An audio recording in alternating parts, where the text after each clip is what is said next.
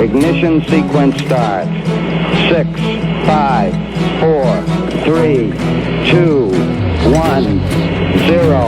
Liftoff. We have a liftoff.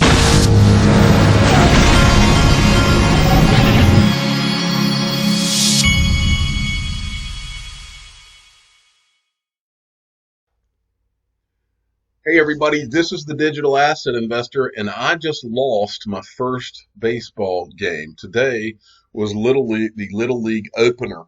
Now, the bad news is that we lost. The good news is that it was just more or less it happens with kids a lot. A lot of times they're nervous that first time out, and our kids didn't hit like they can. But we do have a pretty good infield, and the other team just wasn't forced to field. And I think if they were, our team would have scored a lot more runs. I think we're going to win the next one. I don't think we'll go through that too often. I do feel good about the team. Last year, the team we were on, I walked off the field after the first game going, I think we're going to lose every game. It's not like that this year.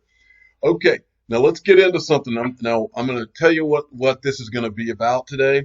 I believe, and I'll say it very clearly, I believe that Ripple, I believe that first of all, I believe that everything that you're seeing with Ripple and XRP and what we're witnessing with the banking industry and what is happening and what is about to happen, I think it has everything to do with the financial crisis. I believe that Bank of New York Mellon, during and after the financial crisis, got with the Treasury Department of the United States, and I believe that Ripple, for whatever reason, was chosen at that time. I believe that this happened not right during the financial crisis. I believe I'll show you where Bank of New York Mellon, how they were involved in the financial crisis, and I will show you how all of this ties in. So, but first, I'm going to stop here just to make sure my thing is recording because I've been having some earphone problems, but I'm going to pick back up. Okay, so I just double checked my audio. We should be good. Okay, first I want to give a shout out to Love for Crypto. Now, these guys, as I've told you in the last few videos, these guys called a lot of things. Now, they also inspired me for today's video, and I'm going to show you exactly how. They tweeted this out yesterday, all right? Loads, and I mean loads of documents, letters, PDFs going on this LinkedIn page as I type. I'm 9 documents in, only about 50 to go. Now, these guys at Love for Crypto, they called a lot of this stuff that I'm talking about, and I'll give them credit where credit's due. Now, what they have here, and you need to go spend your time looking through it. And I want to rehash this point. I'm about to talk about Bank of New York Mellon. I believe BNY Mellon is at the very center. I think if you track things all the way back with BNY Mellon, it is at ground zero of everything Ripple. I believe they have been one of the powerhouses that have helped Ripple push this through all from the beginning. Okay, and there's many reasons that I think that, and I'll tell you this as well. I'm not going to name a name, but I have heard for the last 2 years that a major Ripple executive has a father-in-law who either is or was on the board of BNY Mellon. I'm not going to name names because I don't want to get into people's families. I don't know, I don't want to draw attention to those types of things. But that I've heard several places. I could even give you a name, but I'm not going to. All right. And I think that probably ties into this as well. Now, but let's go to this. This is where I got the idea from these guys at Love for Crypto, and hopefully I didn't just, let's see. Okay. Let's see here. Let me scroll down and scroll down and scroll down. These guys have loaded this with documents. You need to go spend some time. It's Love for Crypto, their LinkedIn, okay? See if I can get to it here. Right here. I saw BNY Mellon, and I've been talking about BNY Mellon recently, and so I decided to take a look at this document. What I did is I typed in the name of this on Google and went out and found the actual document. So let's go to this BNY document, all right? Modernization of payments. I'm not going to tell you when this was written yet, At the end of going through it, I'll show you when this was written. But I'll reinforce this. Financial crisis, BNY Mellon, Ripple, the custody settlements, all of this stuff, all these things, this all came about from the financial crisis. I'm convinced, and I'll show you why in a second. All right, BNY Mellon, right here. All right, look through this little document here. They've got 2008 financial crisis here, growing pressures on an imperfect payment system. I believe that the financial crisis, and I'm not saying that that's when the plan initiated. I'm saying that that's when a lot of these people in finance really got freaked out, and they said, we got to fix this. Okay, remember the core of the problem in the financial crisis was a liquidity problem. What are the major buzzwords that we have seen come out of Ripple? There's three core words that have been talked about Ripple and digital assets that are important: liquidity, settlement, and then custody is a big issue. Remember those words. All right, so here they mention the financial crisis, and they're basically saying there's an imperfect payment system. We've got a problem. Remember how many times Brad Growinghouse has said we're solving a real problem, right? So, opening the door to potential disruptors who promise a better client experience. Ripple, who is partnered with Earthport. Visa bought Earthport, right?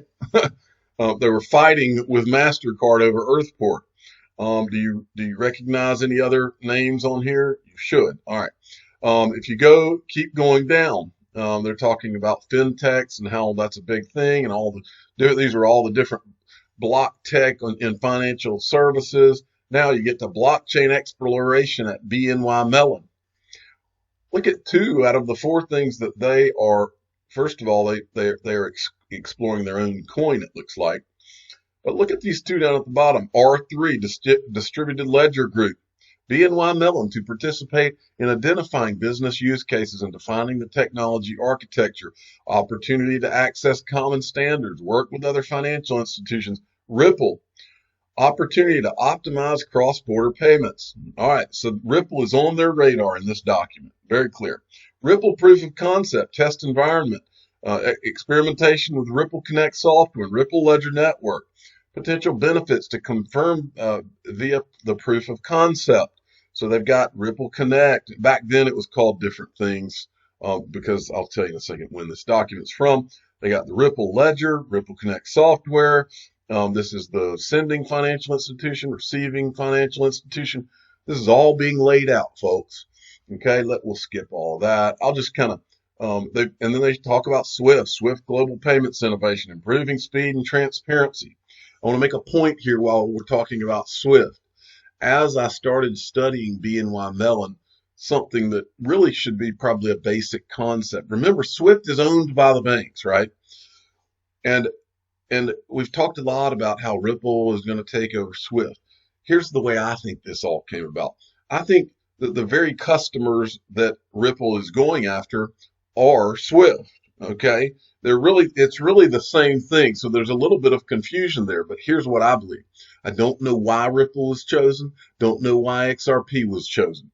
But I believe somewhere early, maybe even from the beginning of Ripple, that it was chosen by the most powerful people in the world, in the United States and even beyond. And when they did, I think BNY Mellon was right there. Okay, and I'll show you why I think that. But Swift, I believe that this was reverse engineered from day one so that Swift could, I don't know if the words are save face, but if Swift could be kind of, instead of being taken over, could kind of be seamless with the solution, which is Ripple and the XRP ledger. Okay, and that's why, and I'll show you when this dawned on me. I'm going to go into show you some tech things, which I'm not a tech guy, but I can piece this together with my common sense brain here. You can too. But here we go. So Swift, they're talking a lot about Swift and all this here. Well, if you go to the very end, you can see that these guys were on this as far back. This is 2016. These guys were on this a long time ago, and I believe they were on it well before that. Okay, and just as a side note, I always thought that this was a really weird thing out of nowhere. You remember this? This is the one of the heirs to the BNY Mellon fortune. This is one of the major heirs who it came out by Forbes. This is back in 2018. It came out that this heir to the BNY Mellon fortune was some huge XRP holder, and the story goes that he died of an overdose or something, and he died and lost his private keys. That is pretty interesting in itself. But I always wondered, how on earth did this guy find out about all this so early? Well, you'll have, I think this all, what I'm talking about, even what I've talked about so far is pretty clear. But let's go further into this. The first thing you need to know is that what I told you last week. Remember, 2016, right? And we just showed you a document. BNY Mellon already knew what Ripple was in 2016. I believe they knew way before that. But 2016, who buys 10.5% of Ripple? SBI Holdings. Okay. Let's just take some note again of who are some of the companies that own the largest shareholders in SBI Holdings. Bank of New York Mellon is 4.07%. Here they are again. I don't know what the difference in these two things are, but here they are again at 3%. So they own 7% of this company, SBI, that bought 10.5% of Ripple and SBI is the largest outside shareholder of R3 as well. Okay, look who else is on here. We need to make sure we remember these names. State Street Bank, remember, State Street is like the second largest traditional custodian in the world. Let's take a closer look at the bank BNY Mellon. The Bank of New York Mellon Corporation, doing business as BNY Mellon, is an American worldwide banking and financial services holding company headquartered in New York City. It was formed on July 1st, 2007 as a result of the merger of the Bank of New York and Mellon Financial Corporation. It is by far the world's largest custodian bank, asset servicing company, with $1.9 trillion in assets under management and $35.8 trillion in assets under custody as the third quarter of 2019. BNY Mellon is incorporated in New York. I'll draw your attention. What do we hear in digital assets over and over and over? We've got to have custody solved. Voila, the biggest people in traditional finance custody are up to their eyeballs, not just in digital assets, but Ripple. Okay, now let's go, because I want to show you a few other things in here. Let's go down here to where it says post-merger history. Listen up real close, folks. And I told you this has everything to do with the financial crisis. Ripple does, and digital assets. In October 2008, the U.S. Treasury named BNY Mellon the master custodian of the Troubled Asset Relief Program, TARP, bailout. Remember the bailouts I talk about all the time? Bailout fund during the financial crisis of 2007 to 2010. BNY Mellon won the assignment, which included handling accounting and record keeping for the program through a bidding process. In November 2008, the company announced that it would lay off 1,800 employees, or 4% of its global workforce, due to the financial crisis. According to the results of February 9 stress test conducted by federal regulators, BNY Mellon was one of only 3 banks that could withstand a worsening economic situation. The company received $3 billion from TARP, which it paid back in full in June 2009, along with US $136 million to buy back warrants from the Treasury in August 2009. I think that the financial crisis was the moment that these guys said, we have got to fix this problem. This cannot happen again. Okay, remember that. Now I'm going to go and show you this. Remember, the financial crisis is 2008. We know BNY Mellon was involved in 2016 they knew what Ripple was in 2016. Well, here's what else we knew. We know in 2013, this is from Greg Kidd. I'll keep showing you this because it's so important.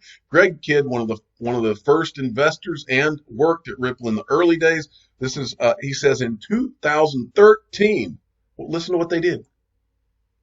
If I can refresh this so that you can listen. Here we go. Kind of take that for granted. That's the way Airbnb got started and Uber. They weren't in, at that time, regulated industries. But generally, things in financial services, you got to be regulated. So when I came to Ripple, that was a new blockchain. That was the second thing after Bitcoin. The first month, we went to Treasury to explain what we were doing. So we didn't operate under the illusion that we would never be regulated and we would never have to ask permission. So they went to Treasury. Remember, Brad Garlinghouse has talked from day one. Remember, they're solving a real problem. What's a real problem? I'll give you a real problem.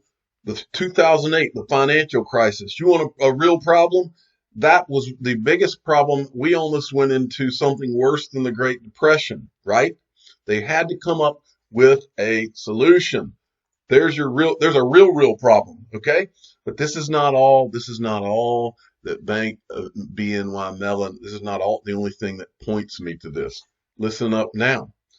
The next line, in August 2009, BNY Mellon purchased Inside Investment, a management business for external funds from Lloyd's Banking Group. So they bought this in Inside Investments. Inside Investments, the company, acquired PNC Financial Services Global Investment Servicing, Inc. in July 2010. Who is the first bank that went live with Ripple? This is a trivia question. I will tell you who is the first bank that went live with Ripple. PNC Bank. Okay? You wouldn't go live with the big mothership BNY Mellon. You would do it with one of your acquisitions. That would be your guinea pig. PNC Bank was the first U.S. bank to go live on the Ripple Payments Network. Okay? Now, what else? What do we keep hearing, folks? Custody, custody, custody. What's the most secretive custody project in the world? That is PolySign. We keep whispering it because you're not allowed to talk about PolySign. PolySign. This, right? PolySign. Who goes and forms PolySign? Two of the guys, because you got David Schwartz and Arthur Brito, two of the guys that created the XRP ledger. Who else goes? Antoinette O'Gorman from Ripple. Anna Tong from Ripple. And who is a senior advisor and board member? Tim Keeney from BNY Mellon, right? You can't make this stuff up because it creates a pattern. It's all there, folks. You just got to piece it together. We're going to keep going down this road. Go to Google sometime when you get a chance, type in, like I did, largest custody company in the world, BNY Mellon. Largest traditional financial firm custody in the world. These guys are cozied up to the Treasury, which Ripple goes to first, right? BNY Mellon, they're the largest custodian. What is the biggest problem in digital assets? We need a custodian. What's the most secretive custody project in digital assets? Polychain. Who's at Polychain? Two of the creators of the XRP ledger, two more people from Ripple, Tim Keeney from BNY Mellon. All right, now, then when you type in largest clearinghouses, what comes up then? Because what is XRP? XRP is for what? Clearing settlement. Settlement. Remember that word. Settlement. Who are the largest clearinghouses in the world? Pershing LLC. Well, shoot. BNY Mellon is not on that list. Or are they? Pershing LLC. Who is Pershing LLC? BNY Mellon Pershing. BNY, clearing, custody, and settlement. Do you see all of this, folks? Okay, now, when I did my search of the largest clearinghouses, there was also this one. So obviously, this article was written about some of the other clearinghouses that I guess they may have thought were the biggest, but it's actually BNY Mellon. But look here, it says the three largest U.S. clearinghouses have all passed stress tests. Remember when they had stress tests from the financial crisis? Stress test assessing whether they could handle a major market shock, the country's derivatives regulator said Monday. And this is from 2017. CME Clearing, a unit of the CME Group, ICE Clearing, a unit of Intercontinental Exchange, and then this one from London Stock Exchange Group, could all generate enough liquidity to settle payments if two of their largest members defaulted, the Commodity Futures Trading Commission said in a statement. And listen to this part down here. New rules introduced in the wake of 2007-2009 financial crisis have forced banks to push hundreds of billions of dollars worth of trades through clearinghouses, sparking fears they have become too big to fail. Back up to here, folks.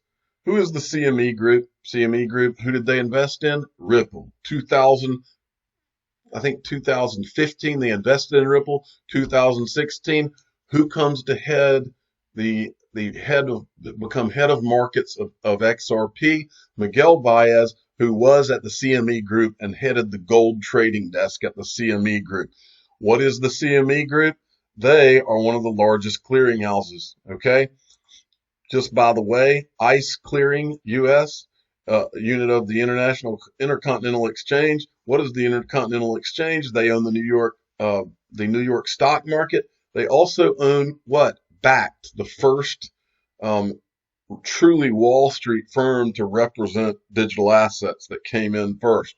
All right. So next, let's get back to this financial crisis. Remember when Chris Larson said this on the stage at Money 2020? This is back in 2018. 10 years out on the financial crisis, we still don't have the infrastructure perhaps to prevent the next one.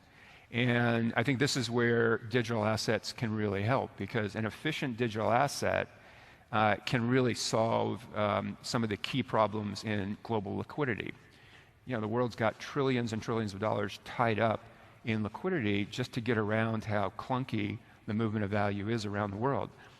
If with a really efficient digital asset, something like XRP, again, that's what we believe will be the most efficient, you can now reduce trillions and trillions of capital from being tied up.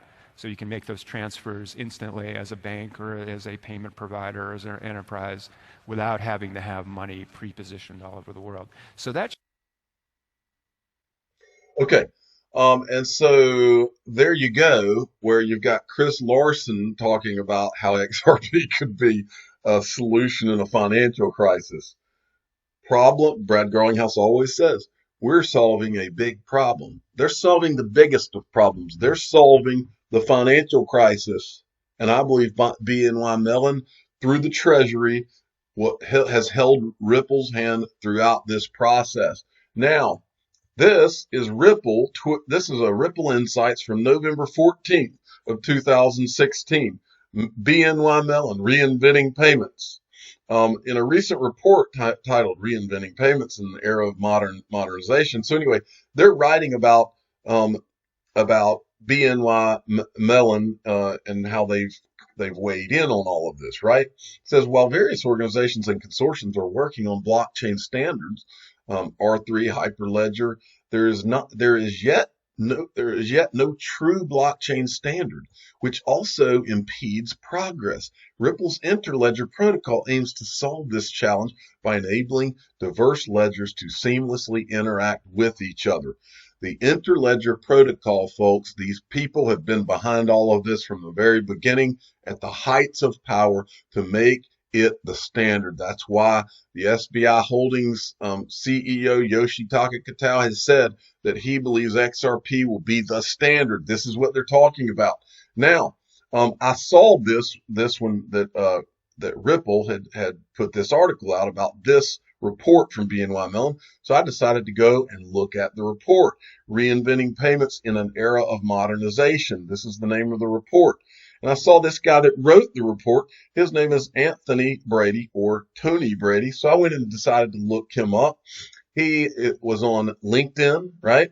And so Tony Brady, he's retired now, but this guy was with BNY 19 years, and he was, you can see here that he was, he was the digital platform officer. And so this guy was a part of getting all this set up. All right. So I decided to go do a search on him, see if I could find some video. I did find some video. This is from site, something hit me when I saw it. I was like, because when I got to this place, I've been seeing, okay, BNY Mellon, Ripple, they're all over this, okay? So I was surprised when I saw this video because look at the badge on this guy's shirt when you get to the video. Remember, we're trying to replace Swift. Look at the badge on his shirt. It's at Cybos from 2016 in Geneva.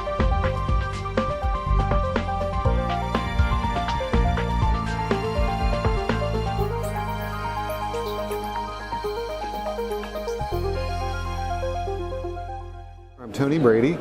Did you see Earthport in the background, by the way? I manage our global product management team within Treasury Services, which is part of the investment services part of BNY Mellon. I've been anxiously awaiting the Cybos because, as we talked about quite a bit in the white paper that we released on Monday, the Cybos theme for us is really all about payment transformation. It's a transformation that in some ways is long overdue, but I think we as global transaction banks are showing a level of collaboration now greater than ever before, really to address the fundamental issues that our clients have been experiencing for decades related to cross-border payments. So for us, this is a great opportunity to collaborate further, make sure that we're all aligned in terms of addressing these issues, and just to solidify our plans for 2017. There's certainly plenty of things going on and plenty of things changing. I would say that in general, all financial institutions, including BNY Mellon, of course, are challenged by staying on top of all the regulatory changes and making sure that we're in lockstep with our regulators and our internal risk and compliance partners. But I would say the bigger challenge is really wrestling with what I talked about before, which is we really want to change the focus from inside out to outside in. We want to do a much better job of providing a global real-time payment experience for our clients, addressing the issues that I mentioned earlier. You know, cross-border payments today, they're too slow, they're too expensive, and they lack transparency. And so BNY Mellon Treasury Services is very focused on providing a far better experience for our clients in cross-border payments. We can't do that alone, so we are very active in driving the product roadmap for the Swift GPI initiative, and that takes the network effect. It requires all of us, all the global transaction banks, to move together. And the good news is we're on the vision group for the Swift GPI initiative, and we had a series of meetings while we were here, and we're very much aligned. We all share a sense of urgency to address these issues. And so, you know, although it's a challenge, it's one that I think we as a global transaction banking community were up to the challenge, and we recommitted ourselves at this year's Cybos to continue to develop the products that our clients need. So we need now at BNY Mellon to do our part internally with our systems and our technology to implement the products that Swift GPI is coming up with, but we're absolutely committed to doing so. Technology really is our business, right? So, we have technology partners here at Cybos to experience firsthand all the change that is happening. And so, there are partners inside the organization. They're helping us transform our own payment technology. We're in the process of rolling out an enterprise-wide payments hub so that every branch that we operate in provides exactly the same service. We're also redefining our payments architecture so that it's far more flexible to adapt and change as we add new channels. So for example, a new channel that we're very actively adding at the moment is real-time payments in the US. So we don't want to reinvent another payment application to deal with real-time payments. We want to integrate it into the payment application we already have. So our technology partners are key in helping us make that happen. We also have a great partnership with our technology folks to evaluate emerging technologies, whether that's blockchain, distributed ledger, whatever tomorrow's new technology may be. They're in lockstep with us to evaluate these things and to figure out what are the right use cases where we can practically apply them. I think to some degree, regulation, cybersecurity, resilience. I think you've heard plenty there. What they want to do is integrate SWIFT with these new technologies and make it seamless. So, but what I was kind of, when I first saw this, I was like, well, he's talking about SWIFT GPI. Well, good thing we've got all these smart people that research all of this stuff and understand the technology side of this better than I do, because I just did a few searches on Twitter and all of a sudden your answers are all delivered up, folks, and they've connected all this. I want to give I Am Legion a major shout out, and I'm going to show you some of his stuff here in a minute, because I remember the word that I'm about to show you from. He's been all over this, and I'll show you part of what he has done. But SWIFT GPI, and this is what I'm telling you. For whatever reason, I believe Ripple and XRP were chosen a while early on. Okay, I believe that they were chosen, and I don't know if it's just because their tech was that good, or if it was because it was government sponsored from the beginning and they were hooked up to the Treasury. I don't know, but for whatever reason, I believe they were chosen, and they decided to hook it up to the SWIFT GPI somehow. Now, again, I'm a little light on the tech speak. The people you need to listen to on those types of things are people like Sam I Am to the Lifeboats, I Am Legion, Bank XRP. Some of these guys, there's tons of people on Twitter, but I want to show you what some of them have come up with, or some of these guys. Bank XRP. This is when I went to search for Ripple and BNY Mellon. These are the things that started popping up. Valenti Technologies launches an accelerator for bank integration to Ripple's distributed ledger financial. In other words, this Valenti Technologies has created a platform which will allow for that linkage between SWIFT GPI. That's the way I understand this. U.S.-based banking heavyweight BNY Mellon have joined forces to create and deploy technology to enable real-time payments in the U.S. and internationally. Look at this chart. And by the way, this is in 2015, folks. 2015.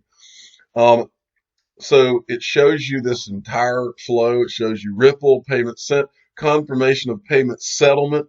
Now, when you hear settlement, you need to think about XRP, because settlement equals XRP, right? All right. So they're showing you how this Valenti, their technology, is what's going to be the link. And then this Charles Lee guy comes in. He says, here's how it could work with VolPay that fits in with this diagram. VolPay would be in the box with I think he said in the SAP. SWIFT GPI, real-time payment message sent to receiving bank. But it shows you in this diagram how they would be connected. Okay. And then I went and of course, I Am Legion, like I said, has been all over this. Valenti, VolPay, from their homepage today. Now, let me see when he tweeted this. August 12th, 2019. VolPay cross-border payments. One solution for all your cross-border payments, clearing and settlement needs from traditional SWIFT correspondent payments to alternative mechanisms. Connect to cross-border clearing and settlement mechanism worldwide. SWIFT and SWIFT GPI, Ripple, Earthport, and more. Earthport, which was bought by Visa, folks. Customer success, BNY Mellon. They're highlighting their success. Customer success, 4 out of 5. 4 out of 5, four out of the top 5 corporate banks trust VolPay to power their payments and cash management business. VolPay has the broadest and deepest suite of API-enabled services, and then he's got, he shows this, how they connect again. Okay. Now, let's just keep going. I'm going to show you a couple of things out of this. But I think you kind of get the gist of it. Through this Valenti technology, right, this is how it links up to this SWIFT GPI, like the guy from BNY Mellon said. Remember, he said that we didn't want to just replace the old system. We wanted to figure out how to get this new system to just link up. That's what they did, folks. And these guys were in bed with Ripple from the very beginning, and so was the Treasury. Because remember, as I showed you on their Wikipedia page, Who was the trusted custodian when they did TARP from the financial crisis? BNY Mellon.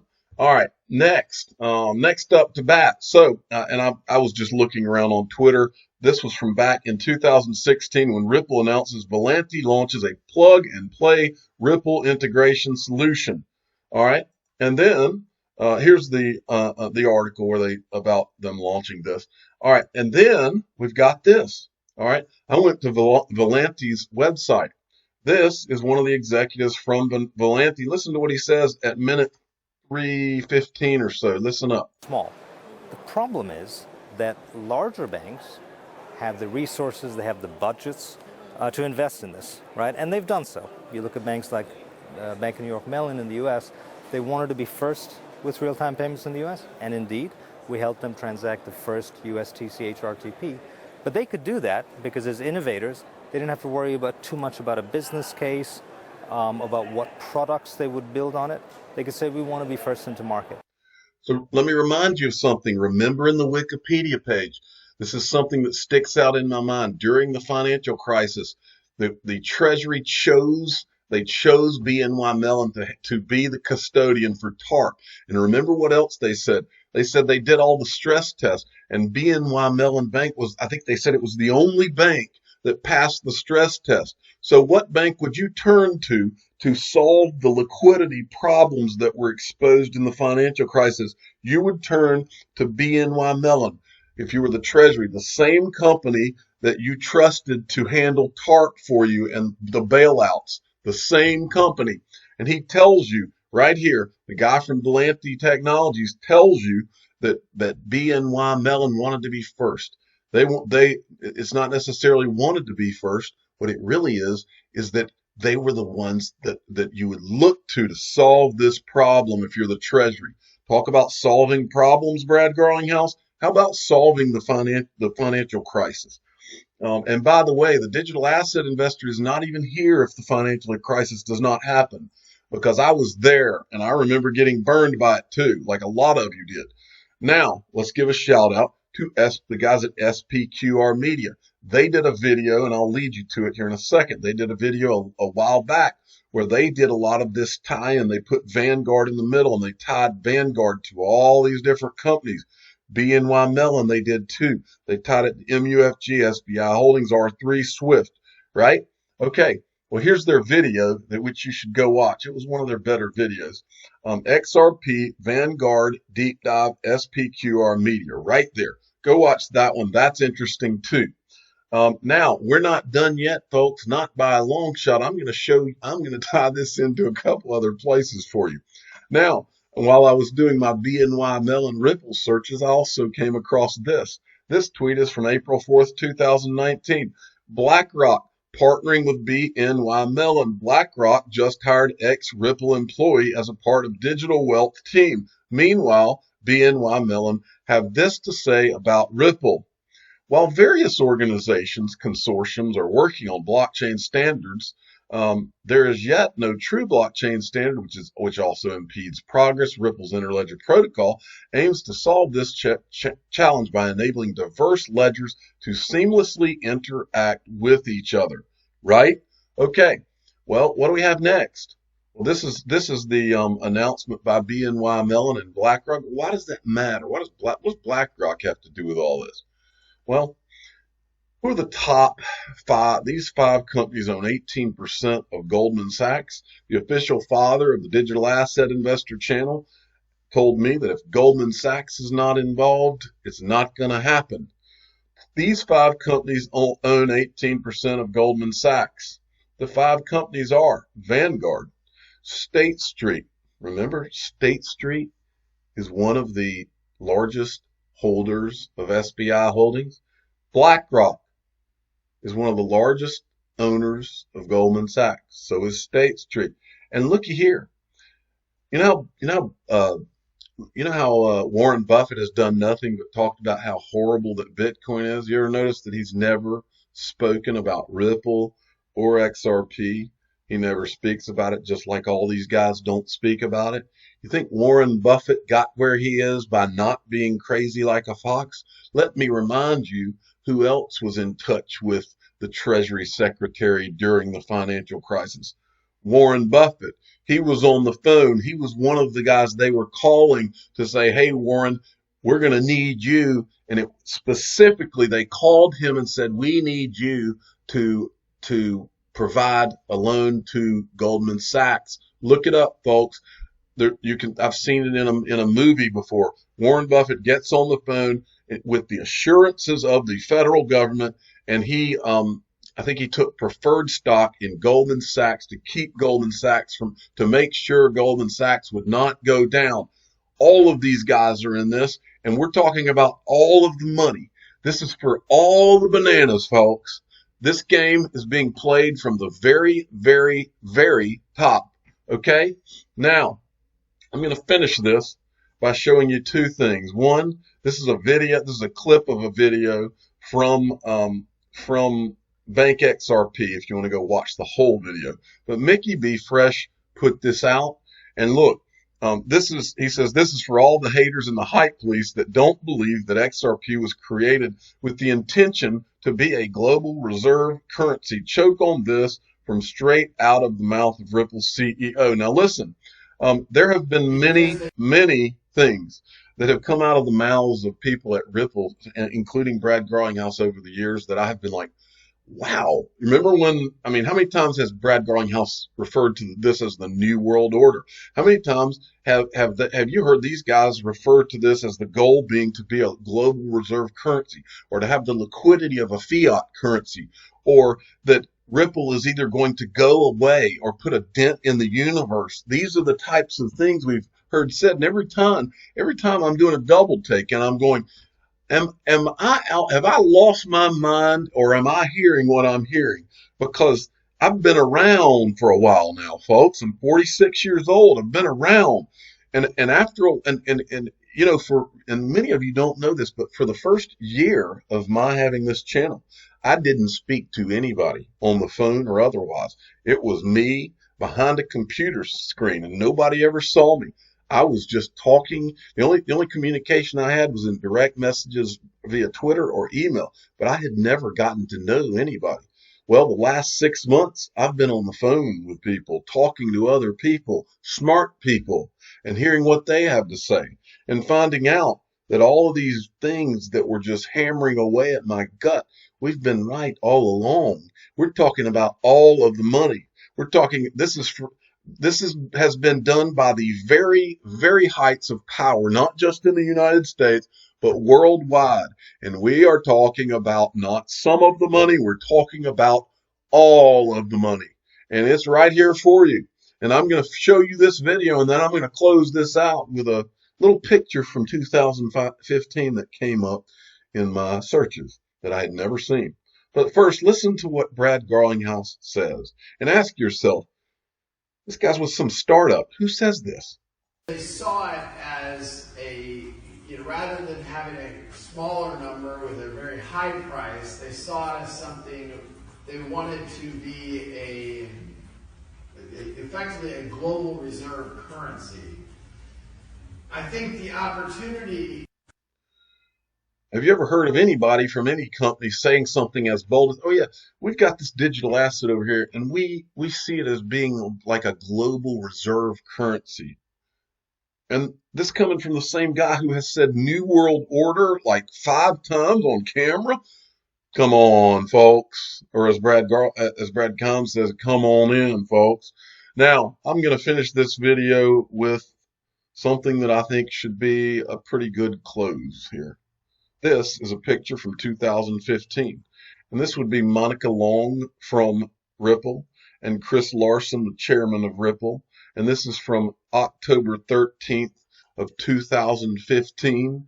And I'm here to tell you, folks, that what you're looking at is something that has been reverse engineered to make Ripple and XRP happen. And it came all the way from the Treasury Department of the United States. And it was done with BNY Mellon. And it was done with, and it was done to make a connection between SWIFT and through Volante Technologies to Ripple and XRP ultimately. And it was to solve problems that were created in the or that were really exposed in the financial crisis. They knew they had to do it. They weren't going to go back to Congress and kneel down to Nancy Pelosi, have our Treasury Secretary, I think it was, that went and kneeled down to Nancy Pelosi to get a bailout. They knew that that couldn't happen again.